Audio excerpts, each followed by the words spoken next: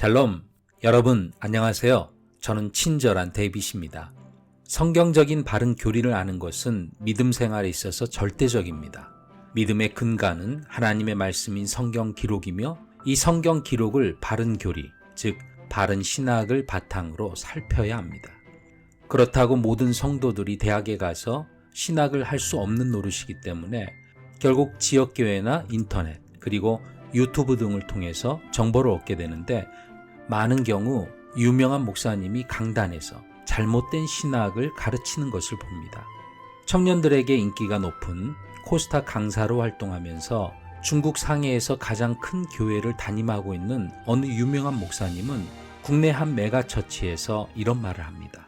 그런 가운데 속에서 그렇구나, 주님이 이렇게 말씀하셨구나를 이야기하는 거예요. 그런데 제가 오늘 여러분들에게 간증 집회를 하는 것은 아니라고 하는 것입니다. 간증 집회도 아니고 또 상담학이나 심리학적인 접근으로서 우리의 문제를 다루는 것이 아니라 성경은 거기에 대해서 뭐라고 말씀하느냐, 성경은 거기에 대해서 뭐라고 말씀하시냐라는 거예요.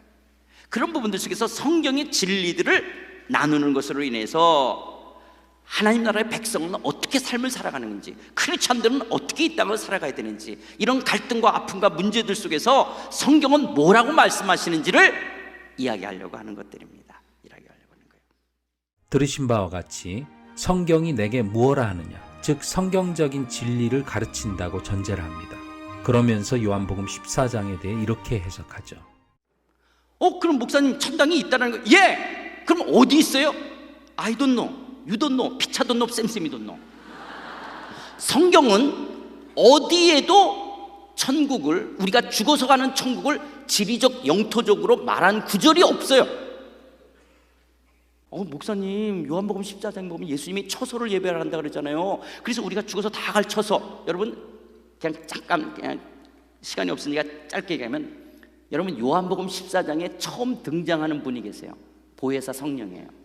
그래서 요한복음 14장에서 예수님이 처소를 예배하러 간다는 것은 예수님이 승천하신 다음에 성령으로 우리 가운데 오시는 것을 이야기해요.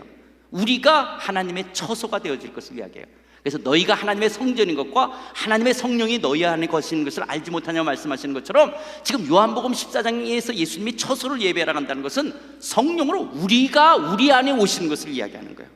들으신 바와 같이 예수님께서 처소를 예비하러 가신다고 말씀하시는 것은 성령이 우리 안에 거한다는 것을 의미한다고 말하면서 이것이 성경적인 진리라고 강변합니다.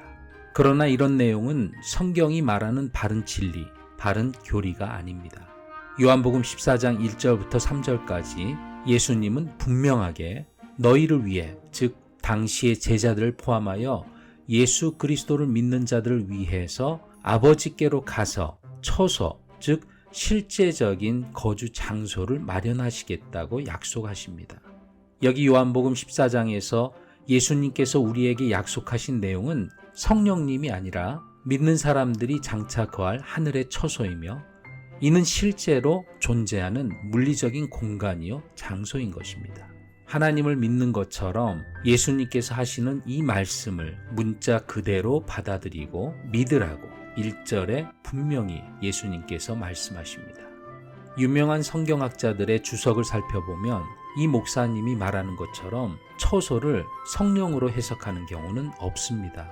매튜 헨리, 켈빈, 웨슬리, 반즈, 그리고 워런 위어스비 등 그 어느 누구도 이런 주장에 동의하지 않습니다. 성경을 성경대로 믿고 그 진리를 바르게 선포하는 교회와 목사님이 절실히 요구되는 시대에 살고 있습니다.